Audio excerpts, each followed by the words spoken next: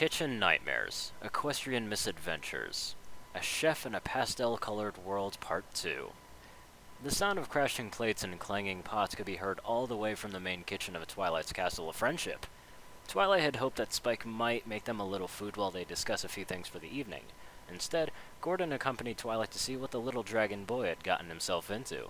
They quickly made their way down the hallway and into one of the many identical doors that lied on either side. Inside, they came to a very troubling sight. Twilight's kitchen was a complete mess. A thick layer of smoke was coming from the stove, which made the duo cough violently the moment they entered the room. All kinds of food was splattered all over the walls, shards of plates were scattered all about the floor, and pots and pans were laying haphazardly onto the stove. In the middle of all this stood the young boy with a sheepish look on his face, and globs of food sticking to every single inch of his tiny body. Hi, he tried to say. Oh my god, what in the blazes happened in the 10 seconds you were in here? Gordon exclaimed. It looks like an army of gremlins ransacked the place. Spike, what the Tartarus happened here? Twilight exclaimed. I swear, I don't know how it happened. I was just getting some plates from one of the shelves and it just launched them everywhere. Gordon looked at one of the shelves that Spike was referring to and went over to investigate it. He grabbed a hold of the shelf and lightly tried to shake it. Much to his displeasure, the shelf was incredibly loose and unstable. Don't worry about it, son. This wasn't entirely your fault, Gordon concluded. These shelves are an insane safety hazard. Why aren't these bolted down? He was trying his hardest to keep the shelves balanced and stable. I had no idea that they were that bad, Twilight replied, genuinely surprised. He could have seriously hurt himself! Gordon yelled as he nearly slipped and fell. Looking down, he found the floor was completely covered in vegetable oil. How do you make such a mess in only a few seconds? Sorry about that, Spike said mournfully. I'll go get the broom and the mop. The little boy quickly went over to a nearby closet and pulled out a mop and a mop bucket and started to wash the floor. Look, I'm not mad at you, Spike, but I would like to know, what were you trying to do anyway? Twilight asked. I was just trying to make the dish your human friend made for us, Twilight, I swear. Spike insisted in a distressed tone as he moved around the mop. I just thought the chef would like it too. When Twilight and Gordon looked around at the state of the kitchen, Twilight raised her eyebrows, but Gordon simply kneeled down to Spike's level and looked at him calmly. Look, that's alright, son. Just show me what you were trying to make, and I'll see what I can do to help you out, Gordon said kindly. Spike put his mop back into the bucket and went over to a drawer and pulled out a picture of a noodle dish filled with different kinds of vegetables. Gordon was starting to feel a little nervous at what he thought he was seeing. He called it vegetarian pad thai with tofu, Spike said. Gordon simply slapped his face in annoyance. That immediate moment his blue eyes came into contact with the picture being held up. Oh, fucking hell, he said bluntly.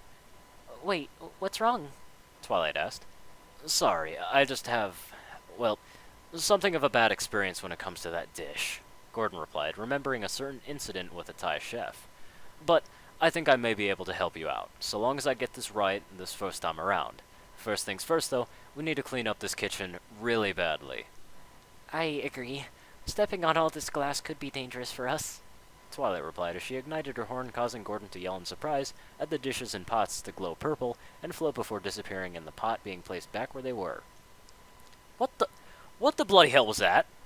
Gordon exclaimed as he jumped with surprise and a shocked look. My magic, Twilight replied nervously.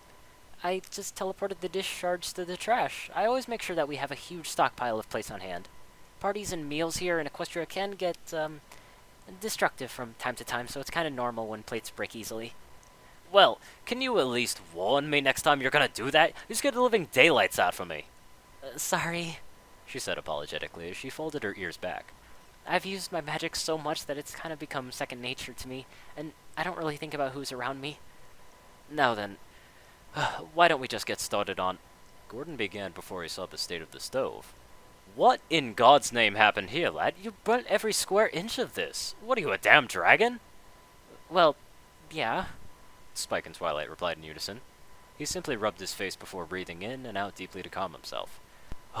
Just pretend you aren't going batshit insane, and maybe this will all go away, he whispered to himself.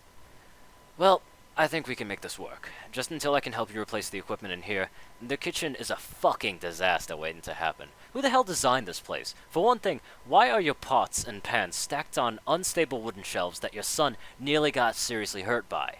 The ovens aren't even sealed, the floors look like they haven't been cleaned in days, there's dust in every crack and crevice, and why are there greasy burlap bags hanging from the ceiling? I think that's Rarity's cheese. I think she calls it Roquefort? Spike replied, unsure. Well, you see, my castle wasn't designed exactly, at least not most of the rooms in it anyway.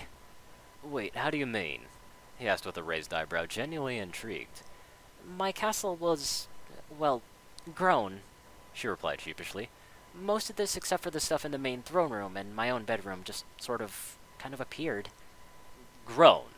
He asked, obviously more confused than before.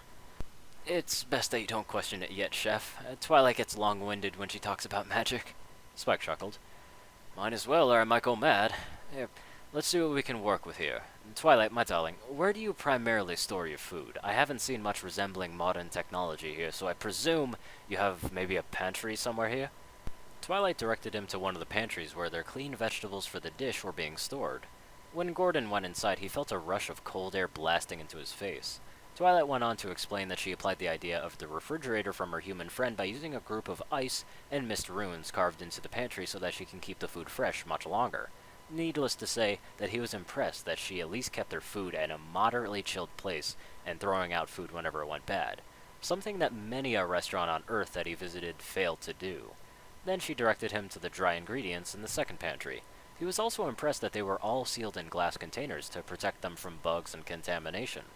When he found everything that he needed to make the dish, he gathered all the ingredients. He then began going through the process for Twilight and Spike on how to make the dish. Okay, so we start out by soaking the noodles in a small bowl of cold water. He explains as he placed them in a bowl of water. Twilight and Spike simply nodded to confirm that they were listening carefully. Mix all the wet ingredients. He continues by mixing soy sauce, lime juice, chili sauce, and brown sugar into a small bowl. Twilight pulled out a notepad and quill that was furiously writing down everything Gordon was doing and saying for future reference. Prep the wok and mix the vegetables. He then preheated the wok and added in tofu and eggs. After mixing them together, he added in the vegetables that allowed them to be seared for just a few seconds, moving the wok around in a circular motion. The wok sizzled over the red-hot flame. Then added in the wet mixture he made and stirred it into the wok, right after bringing in the heat down to a simmer. And finally, add in and toss the noodles to finish it off with a pinch of salt. He concludes as he finished off the pad thai. Twilight watched him as he grabs the large stack of plates from the shelf and each of them down onto the counter as he prepares well around 20 in an artistic fashion for them and Gordon's crew. And we're finished, he concluded as he set them all down on the kitchen counter. Wow, that's amazing, Twilight mused as she clapped her hooves together. I don't know that much about cooking, but that was amazing. Well, thank you. I pride myself on the quality of my work. Now, why don't we bring these out to the others so we can all eat? Yeah, well, let's eat, she agreed. And afterwards, perhaps you can tell me more about this Princess Celestia and Princess Luna you keep talking about. Didn't you say back at the casino that Princess Luna is training herself to cook? Well, more like she's training herself to destroy food, Spike quiped. She tried to feed us her unique creations more times than I would care to admit, Twilight explained. She's one of my family and I love her like she was my own sister, but she can get a little pushy when it comes to her cooking, and sometimes I'm afraid how her dishes might affect us if we, try and eat them. Oh, I'm sure it can't be that bad, Gordon stated hopefully. If not, I'll do what I can to help her. I've worked with much worse. Meanwhile, on Canterlot, the great capital of Equestria was bustling as always. Nighttime strollers and businesses thriving under the light of the moon, noble ponies and ponies of great wealth were going about their business, keeping the city constantly moving. The castle of Canterlot had seemed quiet as usual this fine evening. Its glowing lights illuminating the city, guards and servants going about their daily duties, the daytime guards switching around for the nighttime guards, and the Princess of the Sun had just started to move the sun into its daily scheduled descent into the horizon to make its way for her sister's own moon. Everything seemed calm and quiet and completely normal in the grand and beautiful capital of Equestria. But, out of nowhere, a large bang sounded off from the inside of the castle like a cannon being fired off. The royal kitchen had become enveloped in a noxious cloud of black smoke after a large explosion that a certain self-proclaimed cook had accidentally created. The smoke soon parted enough to reveal the navy blue princess of the night with her hair in a frizzy mess. Well, I suppose it's back to the cutting board, Luna lamented. A set of large, graceful hooves came clattering frantically down a nearby hallway into the royal kitchen to reveal a tall white alicorn who belonged to the large set of hooves. The concerned expression she held on her face changed into a mildly irritated look as she looked at her disheveled appearance, and then at the group of servants and maids to her right that were bound in magical bindings. Luna, why are you trying to force-feed your culinary creations to our wonderful castle staff? Luna turned to Celestia with a mad grin on her face. Oh, dear sister, we were just preparing our culinary crafts for the arrival of the great Ramsay. We simply wish to use our servants as test subjects before the Great One, our new alicorn sister Twilight, had been speaking of arriving in our fair city. You know, you could just try asking them next time instead of keeping them captive. Celestia chuckled as she ignited her horn and released the servants, much to Luna's dismay. The servants carefully ran off before mouthing, "Thank you," to Celestia, without Luna really noticing. Celestia simply smiled and nodded back at them in response. Oh, come now, sister. We need some pony to test our plateable creations on before the food shaman Ramsay arrives in our fair Canterlot, Luna proudly stated. That's chef, not shaman, Luna. And besides, I'm sure Gordon will be delighted to assist you with, bettering your skills.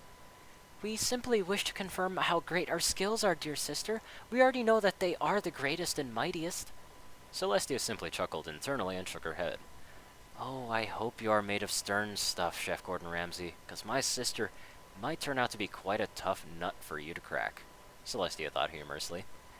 If you insist on continuing all of this, can you please refrain from igniting the stove when the gas is turned on to full blast? Celestia replied. I just had the kitchen fixed from the last time you decided to practice cooking.